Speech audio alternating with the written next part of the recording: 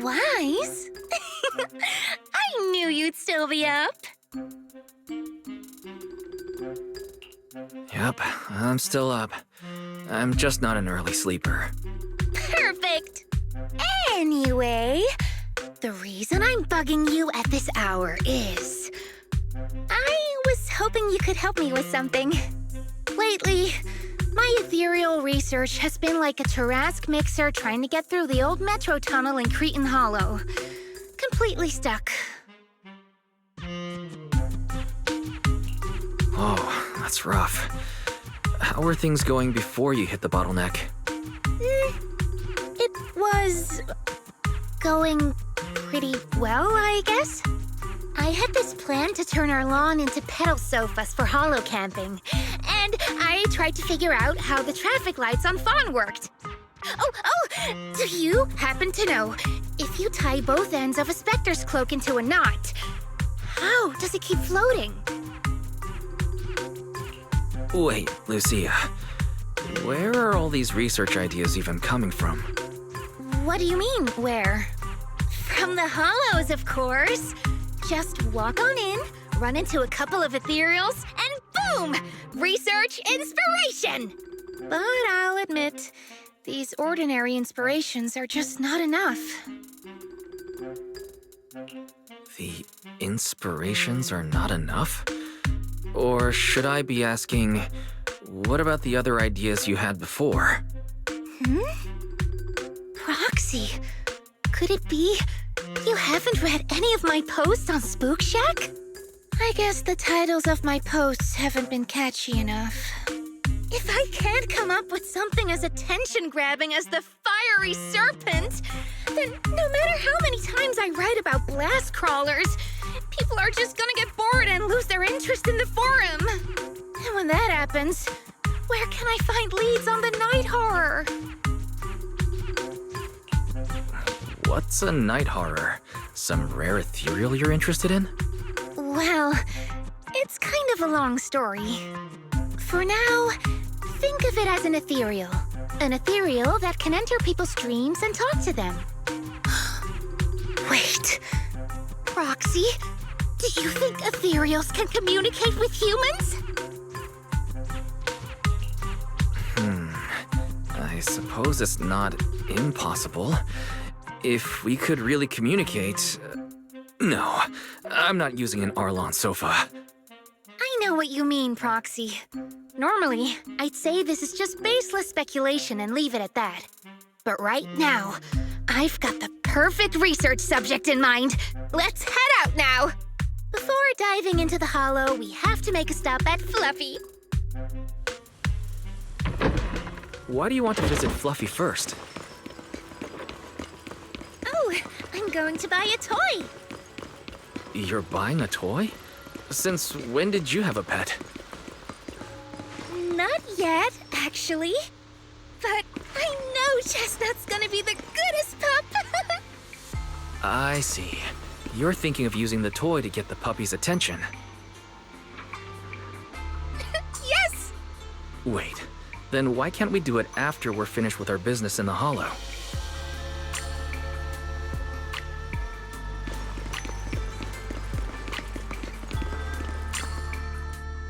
Hey there! Welcome in! Looking for something special today? If I want a little doggy to come up to me on her own, what should I get? Honestly, you don't need to buy anything to get close to a pup. Genuine kindness, some patience, and a little passion. That's all it takes to win a puppy's heart. It's true! Well, if Fluffy's shopkeeper says so, then it's gotta be true. Plus, Karen herself is... Yeah, I trust her. No. I'm not saying I don't believe it. It's just... Chestnut's a very particular little pup. I understand. I've met lots of special needs pups. Some were abandoned, some have been on their own since they were born. If you want to gain their trust, it will take a longer time. Let me think. What about this? A brand new line of treats for puppies! I packed it with all sorts of delicious jerky. They're super yummy. No pup can resist it.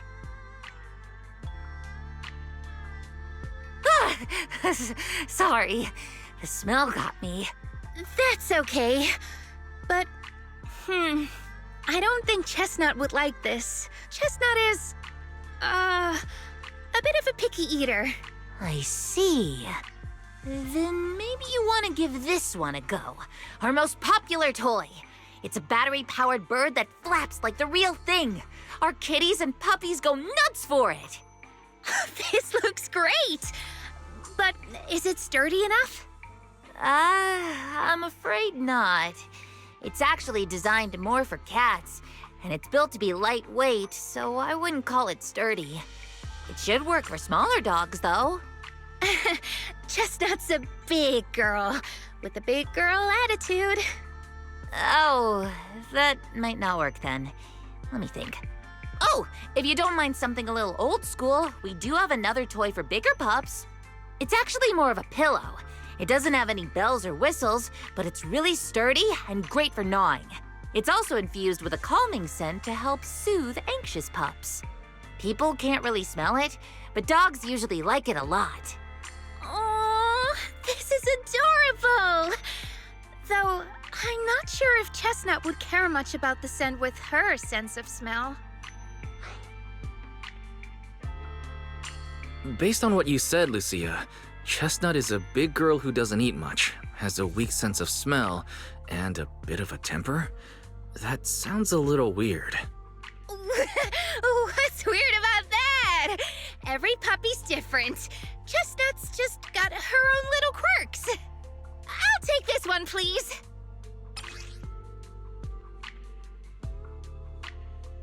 You got it. Hope it helps you bond with that special little pup of yours. Oh, it definitely will.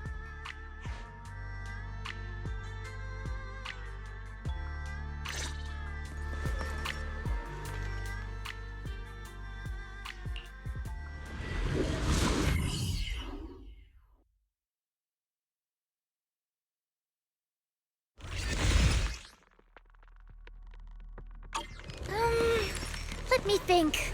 All right, let's head that way.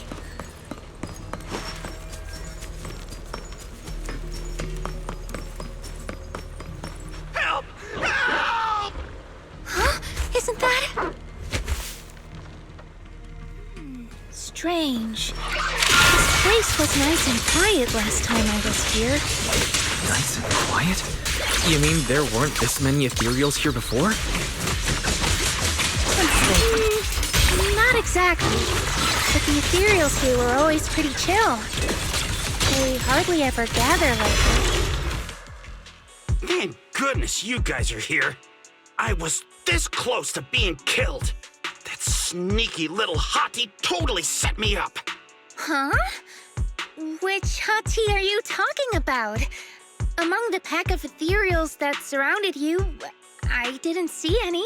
Oh, maybe you didn't see it. There was a smaller hottie, just about waist high. That one right there. It lured me all the way here and got me ambushed by all those ethereals. Never heard of anything like that before. An ethereal pulling tricks on people? How did it trick you? It ran ahead like it wanted me to chase it, you know? That's pretty weird. It's not that weird. You young folks shouldn't underestimate how crappy those things can be. No, I mean, you are pretty weird, mister. In the Hollow, most people run away from ethereals. That little hot tea from earlier, if you want to dodge it, it'd be easier than a Thanatos dodging a blast crawler. Why did you even chase it? I didn't chase it. Look, I was minding my own business in the Hollow, and that hottie ran at me out of the blue, with a whole pack of ethereals behind it to ambush me. Now that's interesting. I've only heard of symbiotic ethereals in Hollow Zero being able to command other ethereals. Maybe that little hottie has what it takes to be the next Nineveh. I don't get what you're on about. You run into ethereals in the Hollow, you eliminate them. That's just the way it is. Instead of taking down that ethereal, you're now blaming me? that is just absurd. Sir, with all due respect, my friend here just wants to know what happened to you. Plus, she just saved your life. Now really isn't the time to point fingers, is it? You!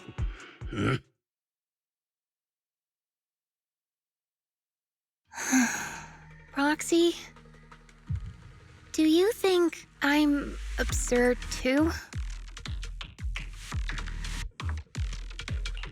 You've always been a little absurd, haven't you? Sorry, that was a bad joke. What I mean is, ethereals are dangerous, sure, but people can be too. I don't think you're wrong for being cautious. Ah! I knew it! Wise, we're totally in sync. Like how Ahriman and Spectre always find each other in the dark. Plus, that investigator earlier was quite the weird one. I mean, that's the first time I've ever heard anyone accuse Chestnut of hurting someone. Hold on. Who's Chestnut? You don't mean that Hati the investigator was talking about, right? Yeah! Chestnut is a good girl. Ever since I met Chestnut, she's never harmed anyone from outside the Hollow. More than once, she quietly led me to injured investigators so I could help them. This one time, right around here, my carrot stopped working. Chestnut just happened to stroll by and guided me out. You mean Hati is working as a rescue dog in the Hollow? That's even wilder than the research you mentioned earlier. There's other reasons, of course, but I trust Chestnut. She's always been gentle and kind. What's strange is, the last few times I saw her, I kept feeling like someone was tagging her, tracking her. Just like that guy from earlier. A kind and gentle ethereal. I need a second to process it. Those other reasons must be really important. It's a long story. Let's talk about it when we get back. Ugh. And thanks to that weirdo earlier, I didn't even get the chance to give Chestnut the toy I picked out. Let's look around a bit more. Maybe she's still nearby. I think Chestnut went that way. Let's go take a look.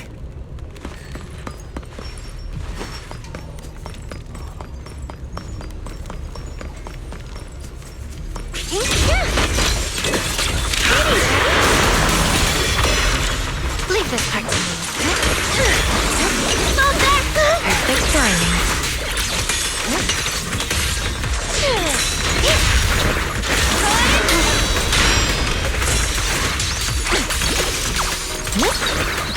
How are you ready for this? Fast for shadows.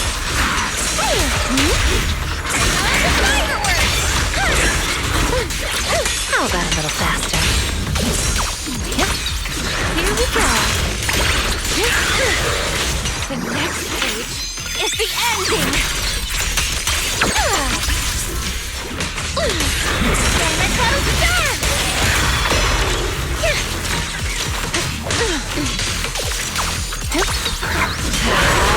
Don't worry, one thing will do.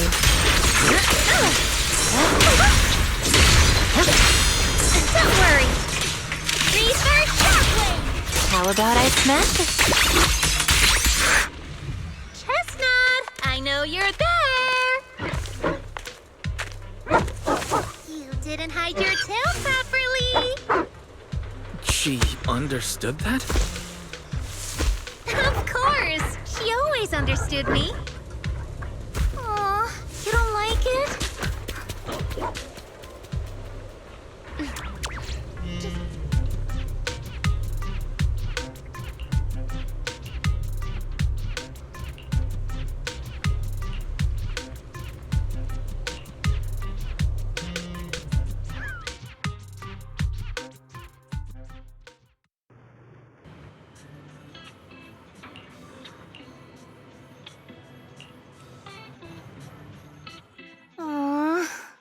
Chestnut still wouldn't take my gift.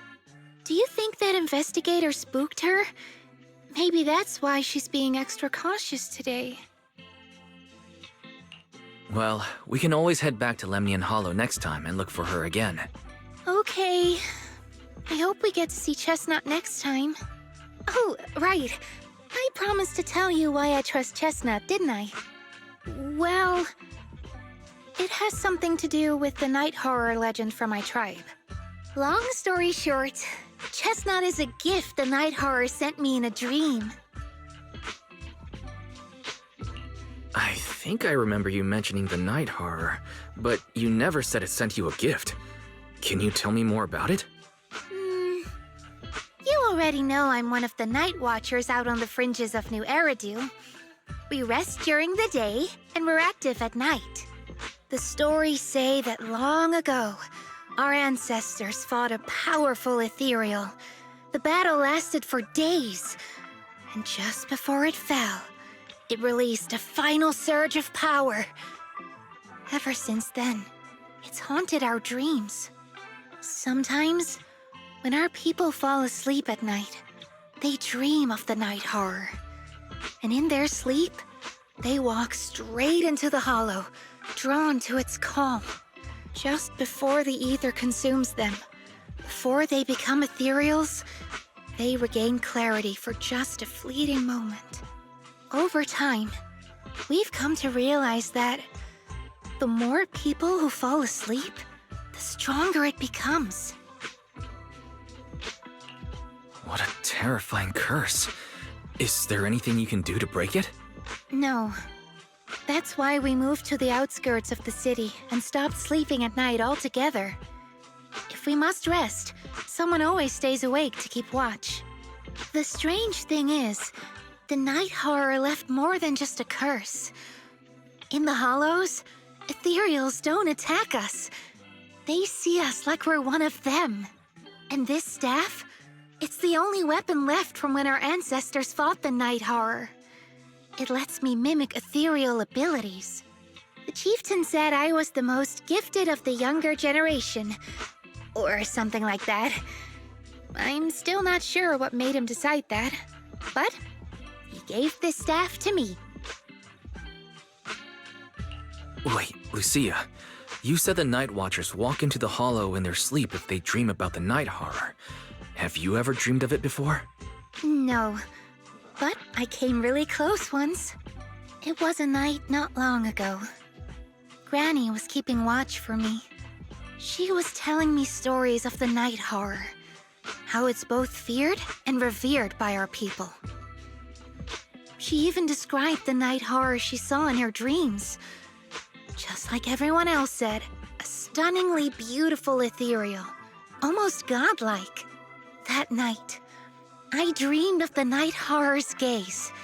It was looking at me. And in front of me, there was a little hottie. It looked tired, like it had been through a big fight.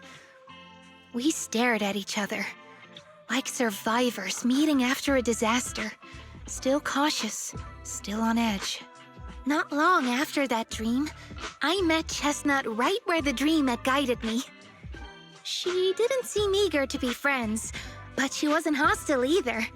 And she treated the other outsiders kindly too. That's why I've always believed Chestnut is a gift. A little dog sent by the night horror. Based on how you described it, do you think the night horror was just trying to be nice? I don't know, but I think Chestnut is such a good girl. If we can get along, maybe the conflict we saw in the dreams won't come true after all.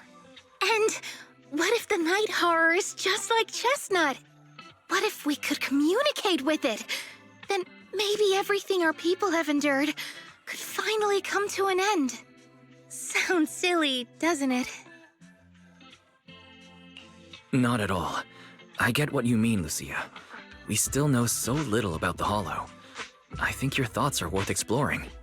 Even among my own people, no one really believes me. Except for Ade and Granny.